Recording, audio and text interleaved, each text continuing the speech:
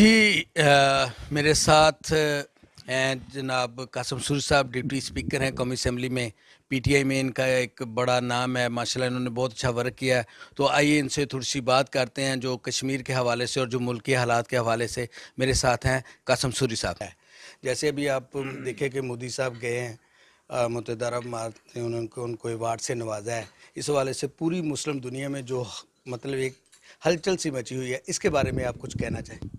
دیکھیں، سب سے پہلے تو یہ ہے کہ جو ظلم شروع کیا کشمیر میں اور جو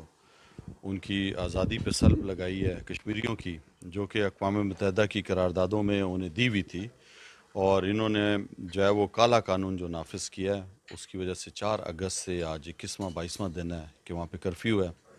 اور پورا پاکستان جو ہے وہ اپنے کشمیری بھائیوں کے ساتھ ہے۔ ہر جگہ پہ ان کے لیے آواز اٹھا رہے ہیں، اخلاقی طور پہ بھی اور جانی مالی ہر طریقے سے ان کے ساتھ ہیں۔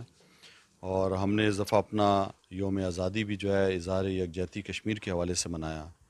اور ابھی بھی میں یہاں پہ یورپ میں آیا ہوا ہوں، تو مختلف جو ہے وہ کشمیر کے حوالے سے پروگرام کر رہا ہوں ملکوں میں،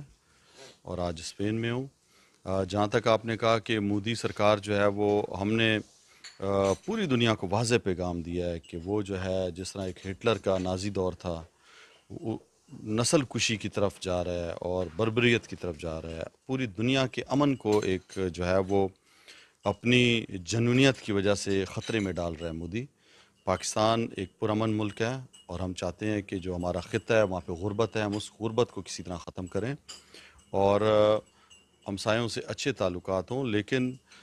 مودی سرکار جو ہے وہ اس بات کو ہماری جو ہے وہ شاید غلط اس نے لیا ہے، کمزوری سمجھا ہے، اور اس سے پہلے بھی اس نے پاکستان پہ حملہ آور ہوا، اور آپ نے دیکھا کہ جس طرح پاک افواج نے، ہمارے بہادر ایئر فورس کے نوجوانوں نے جو مقابلہ کیا، اور وہ ملک جس کا 10 گنا زیادہ بڑا ملک ہے، جس کا فوجی بجٹ ہمارے ملک کے بجٹ کے جتنا ہے، لیکن اس کے باوجود پیشہ ورانہ طور پہ جو ہماری افواج ہے وہ بہترین افواج ہے دنیا کی، اور اس نے ثابت کر کے دکھایا۔ ان کے جہاز ہم نے گرائے، ہم نے غیر سگالی کے طور پہ ان کا پائلٹ چھوڑا، لیکن اس کے باوجود جو انہوں نے اب کشمیر میں کیا ہے، تو ہم نے اب سفارتی تعلقات ان سے ختم کر دیے ہیں اپنے، اور عمران خان صاحب نے کہا ہے کہ میں پوری دنیا میں اب کشمیر کا سفیر بنوں گا، اور مودی کا وہ جو RSS کا جو ان کا خواب تھا، جنونیت کا، جو ہندوازم کا، کہ وہ دوسرے مذاہب کو بھی برداشت نہیں کر رہے اور ان کو نسل کشی کی طرف آئے ہوئے ہیں، تو وہ یہ چہرہ جو ہے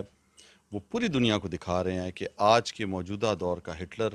جو پوری دنیا کے امن میں ایک خطرہ بن چکا ہے بہت بڑا، وہ مودی ہے، اور اس کی وہ سرکار ہے ہندوستان کی۔ تو آج پوری دنیا کے اخبارات جو ہے وہ لکھ رہے ہیں اس کے بارے میں، اور مودی کا اصل چہرہ دکھا رہے ہیں۔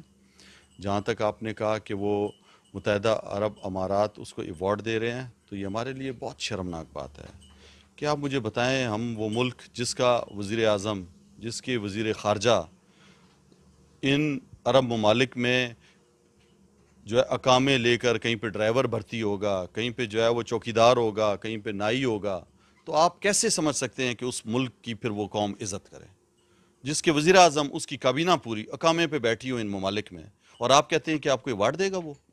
کدھر آپ کی عزت کرے گا جب آپ وہاں پہ جا کے نوکریوں پہ وہاں پہ اقامے لے کے بیٹھے ہوتے ہیں؟ تو یہ ہمارے ان حکمرانوں کی وجہ سے ہے جنہوں نے یہاں تک ہماری عزت خراب کرائی ہے ان ممالک میں، کہ وہاں پہ ادھر وزیر اعظم ہے، ادھر جو ہے وہ نوکر ہو رہا ہے، ادھر وزیر خارجہ ہے، ادھر جو ہے وہ وہاں پہ اس نے جو ہے نا نوکری کی ہوئی ہے۔ تو اس طرح کی قوموں میں جب اس طرح کے لوگ ہوتے ہیں تو عزت نہیں آتی۔ آج اللہ تعالیٰ کا شکر ہے کہ ایک ایسا لیڈر ہے جس کی پوری دنیا عزت کرتی ہے، وہ عزت سے بات کر رہا ہے، وہ غیرت سے جا کے بات کرتا ہے، اور وہ آنکھوں میں آنکھیں ڈال کے بات کرتا ہے۔ تو اس وجہ سے کہ اس کو کوئی لالچ نہیں ہے، اس نے چوری نہیں کیا کہ اقامہ لے کے وہاں پہ پیسے وہاں پہ اس نے چھپانے ہیں۔ تو آج پاکستان بدل چکا ہے، اب اس کی جو قیادت ہے وہ ایسے لوگوں کے ہاتھ میں ہے جو اس ملک اور اس مٹی سے وفادار ہیں، جن کی نسل یہیں پہ رہنی ہے، جنہوں نے خود بھی پاکستان میں رہنا ہے، نہ کہ وہ صرف ایک کمائی کا ذریعہ بنائیں، بادشاہت قائم کریں اور باہر پیسہ لے کر جائیں۔ آج ہم نے ان لوگوں پہ بھی ہاتھ ان کے تنگ کر دیے ہیں، عدالتوں کو آزاد کر دیا ہے، ہم خود عدالتوں کے نیچے آ گئے ہیں اور قانون کی پاسداری کر رہے ہیں۔ آج وہ بڑے بڑے نام جو اس سے پہلے آپ دیکھتے تھے کہ کوئی تصور نہیں کر سکتا تھا، وہ جو عدالتوں میں جو امیر اور غریب کا ایک فرق تھا، ہر کوئی کہتا تھا یہ امیر آدمی ہے تو بچ جائے گا۔ آج جب قانون کی پاسداری شروع ہوئی ہے تو آپ دیکھ رہے ہیں بڑے بڑے نام آج سلاخوں کے پیچھے ہیں اور اپنا حساب دے رہے ہیں، ان سے مانگا جا رہا ہے ان کا حساب۔ اور پوری دنیا میں آج کہیں پہ بھی آپ چلے جائیں، ہم نے ای سسٹم کیا ویزے کا، آج پوری دنیا میں ایک پاکستان کی عزت بحال ہو رہی ہے۔ اور آپ نے دیکھا جب عمران خان صاحب 10 ماہ کے بعد 11 ماہ کے بعد جب وہ گئے امریکہ، تو وہاں پہ بھی انہوں نے ایک عزت کے ساتھ اور احترام کے ساتھ بات کی، نہ کہ وہ ہاتھ کانپ رہا تھا اور پرچی پہ پڑھا نہیں انہوں نے، ان کے جو دل میں بات تھی، جو عوام کے جو احساسات تھے، اس کی وہاں پہ ترجمانی لیکن سر اپوزیشن تو کہہ رہی ہے کہ خان صاحب امریکہ گئے ہی اسی واسطے ہیں کہ وہاں پہ وہ کشمیر کا سودا کر کے آ گئے ہیں، اور یہ سب آلریڈی پلانٹڈ تھا سارا کچھ۔ سودا انہوں نے کیا تھا جو جاتے تھے، اور حریت کانفرنس کے لوگوں سے بھی ہندوستان میں نہیں ملتے تھے، اپنے بچوں کو لے کر جاتے تھے وہاں پہ، جو ہے وہ کاروبار کی باتیں کرتے تھے، شادیوں میں بلاتے تھے۔ ہم جو ہے وہ نہ کاروباری ہے عمران خان، نہ جو ہے وہ اس طرح کا اس کا ذہن ہے، وہ شخص ہے جو ہر میدان میں اس نے پاکستان کا جھنڈا بلند کیا اور فتح یاب ہوا ہے۔ تو وہ پرانی سوچ کے لوگ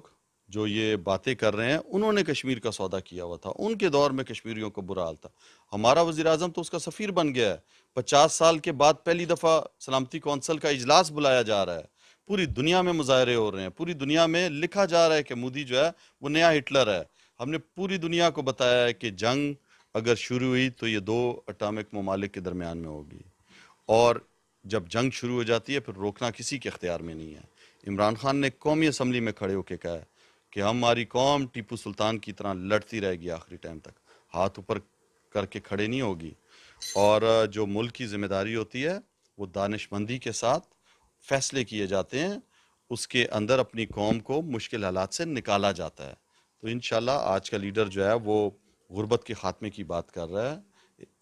لوگوں کو جو کمزور طبقہ ہے اس کو سہارا دینے کی بات کر رہا ہے، وہ والے پروجیکٹ نہیں کر رہا جس سے اسے کمیشنیں کک بیک ملیں اور وہ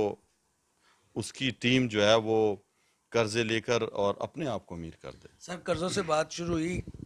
اپوزیشن کہہ رہی ہے کہ قرضے تو آپ بھی لے رہے ہیں، اور پاکستان میں جو مہنگائی کا حال ہے، لوگوں کی چیخیں نکل رہی ہیں، مطلب لوگوں سے بل بھی جو ہے نا وہ پے نہیں کر سکتے، تو آپ قرضے بھی لے رہے ہیں، ملک کے حالات بھی ایسے ہیں، وہ کہتے ہیں وہ تبدیلی 1 سال میں کچھ نظر نہیں آئی۔ اور دوسرا بات یہ ہے، وہ لوگ اپوزیشن والے یہ کہتے ہیں کہ اگر لیڈران کو پکڑ کے اندر جیل میں ڈال کے بھی آپ ان سے پیسے نہیں نکلوا رہے تو پھر ان کو باہر میں نکال دو۔ دیکھیں، پہلی بات تو یہ ہے کہ میں نے آپ کو بتایا عدالتیں آزاد ہیں، عدالتیں اپنا فیصلہ خود کرتی ہیں، اور عدالتوں ہی کے فیصلے کے مطابق جو انہی کے دور کے کیسز تھے، انہوں نے ایک دوسرے پہ جو الزام لگائے ہوئے تھے اس کی وجہ سے وہ اندر ہیں۔ باقی جو میں نے آپ کو بتایا، جس ملک کا وزیر اعظم باہر نوکری اقامے پہ کر رہا ہو، اس ملک میں کیسے ترقی ہوگی؟ جس کا وزیر خارجہ، جس کے بڑے بڑے ساری ٹیم وہ باہر ملازمتوں کے اس نے اقامے لیے ہوں، تو اس وجہ سے کہ جو پچھلے جو 10 سال گزرے ہیں اس میں انہوں نے 24,000 ارب روپے قرضہ لیا۔ پاکستان نے 1947 سے 2008 تک صرف 6,000 ارب قرضہ تھا، اور یہ جو پچھلا سال 10 سال گزرا ہے اس میں 24,000 ارب۔ تو یہ جو قرضے انہوں نے لیے شارٹ ٹرم قرضے تھے، یہ زیادہ سود والے قرضے تھے۔